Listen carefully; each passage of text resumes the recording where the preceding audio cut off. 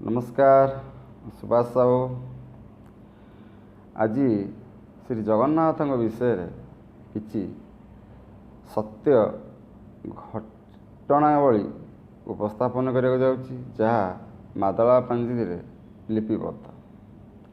एमती अनेक महान व्यक्ति मान अच्छा जी कि श्रीमंदिर में प्रवेश कर पारना से विषय आलोचना करूँ। आपण पाखे यही इतिहासर किसी कथा जनइबी। त्रयोदश शताब्दीर महान सन्त कवि जिते पुरी आसते मुसलमान एक टोपी परिधान करते यही वेशभूषा देखी पंडा माने तांको मंदिर भितर प्रवेश करने को देई नथिले। से राति पंडा मानू जगन्नाथ स्वप्न दर्शन दे तांको मंदिर भितर को जीवा को देवाई निर्देश देले तथा तांकर समस्त प्रकार संस्कार करिया को कहिथिले। या पर पंडा माने चारिआडे खोजाखोजी करी तांको पाइथिले एवं सांगरे धरी मंदिर को आनिथिले। ख्रीष्टाब्द 1508 रे गुरु नानक तांकर मुसलमान शिष्य भाई मर्दान को सांगरे नहीं पुरी आसते। मर्दाना को देखी पुरी पंडा माने गुरु की शिष्य क्या मंदिर रे प्रवेश करने को देई नथिले। या पर गुरु नानक स्वर्गद्वार निकट को चली जाई ध्यान रे बसते। एणे किछि खाया को न पाई क्षुधार मर्दाना छटपट हेउथांती। संध्यार कई जणे सेमानक पाखक आसी पेट पूरा खाया को देले और सुवर्ण पात्र रे जलपान करिया को देले। से राति रे पुरी राजा स्वप्न रे देखिले जे महाप्रभु निजे समुद्र बेलाभूमि को जाई जने साधु को खाया को दौचंती। सकाळे पंडा माने मंदिर भितर को जाई देखंती तो सुना ग्लास ओ पात्र नाही। समस्त मध्य रे भाळेनी पड़ीगला और चोरी होइतो आशंका करी राजा कान को खबर दियागला। राजा स्मित हास्य देले एवं समुद्र बेलाभूमि अभिमुखे बाहरी पड़े। सेटारे पहुँची से नानक को तांकर श्रद्धा निवेदन कले। नानक कहिले जगन्नाथ केवल हिंदू किंवा पुरीर देवता नुहंती, से समस्तिंकर देवता। या परे राजा स्वयं नानक और तांकर अनुगामी मानक दर्शन निमित्त पुरी मंदिर भितर पाछड़ी नेले। सेही दिन ठारू गुरु नानक अनुगामी सिख संप्रदाय व्यक्ति माने मंदिर भितर जाई पारुछंती। लॉर्ड कर्जन 1898 रु 1905 पर्यंत भारतर भाइसराय थिले।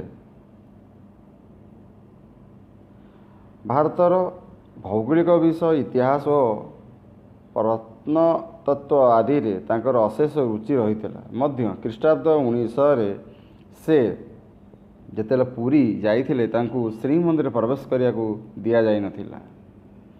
महात्मा गांधी और तांकर पटशिष्य विनोबा भावे 1934 मसीह बेस किछि संख्यक मुसलमान क्रिश्चियन और दलित मानू नहीं मंदिर भितर को जीवा को चाहिथिले, किंतु सेमानकु एथिपई अनुमति दियागला नाही।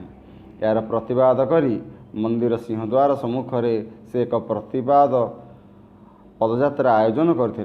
भगवान का मंदिर रे लोकों भितर कहीं भेदभाव रहिबो, गांधीजी यही प्रश्न उठाई।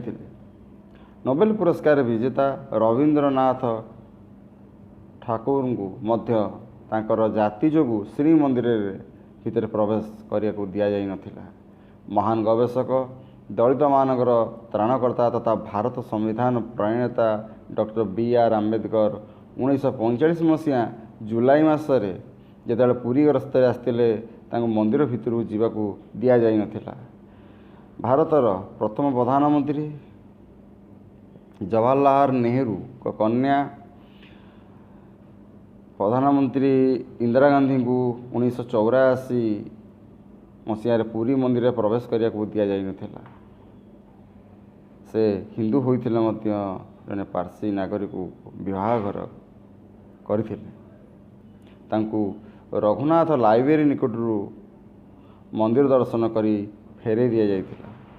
ଥାଇଲାଣ୍ଡର ରାଣୀ ମହାଚକ୍ରୀ ସିରିଧ୍ରନ୍ 2005ରେ ମନ୍ଦିର ଦର୍ଶନରେ ଆସିଥିଲେ, କିନ୍ତୁ ବୌଦ୍ଧ ଧର୍ମାବଲମ୍ବୀ ହୋଇଥିବାରୁ ତାଙ୍କୁ ମନ୍ଦିର ଭିତରେ ପ୍ରବେଶ କରିବାକୁ ଦିଆଯାଇନଥିଲା। 2006ରେ ମେ ମାସରେ ସ୍ୱିଜରଲ୍ୟାଣ୍ଡର ଜଣେ ନାଗରିକ ଏଲିଜାବେଥ ଜି କ୍ଲେର 1.78 କୋଟି ଟଙ୍କା ଶ୍ରୀମନ୍ଦିରକୁ ଦାନ କରିଥିଲେ। ଶ୍ରୀମନ୍ଦିର ଇତିହାସରେ କୌଣସି ବ୍ୟକ୍ତି ବିଶେଷଙ୍କ ଦ୍ୱାରା ଏହା ଥିଲା ସର୍ବାଧିକ ଦାନର ପରିମାଣ, କିନ୍ତୁ ଏହା ସତ୍ତ୍ୱେ ତାଙ୍କୁ ମନ୍ଦିର ଭିତରେ ପୁରାଇ ଦିଆଯାଇନଥିଲା କାରଣ ସେ ଥିଲେ ଖ୍ରୀଷ୍ଟିଆନ। ଏବଂ ଇସ୍କନର ପ୍ରତିଷ୍ଠାତା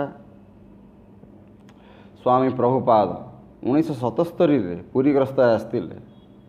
ତାଙ୍କ ଭକ୍ତମାନଙ୍କୁ ପ୍ରବେଶାଧିକାର ଦିଆ ନ ଗଲେ ସେ ମଧ୍ୟ ମନ୍ଦିର ଭିତରକୁ ଯିବେ ନାହିଁ ବୋଲି ଘୋଷଣା କରିଥିଲେ।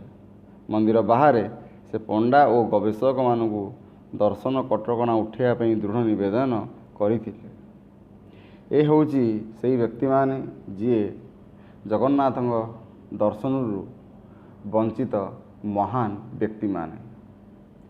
ସେ ଯାହା ହେଉ ଆପଣମାନଙ୍କ ପାଖକୁ ଏଇ ଏକ ଇତିହାସର କଥାକୁ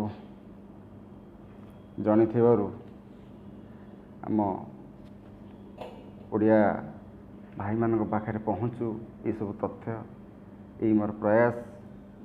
ଆଗକୁ ପୁଣି କିଛି ନୂଆ ତଥ୍ୟରେ ଆସିବି। ରହୁଛି, ନମସ୍କାର।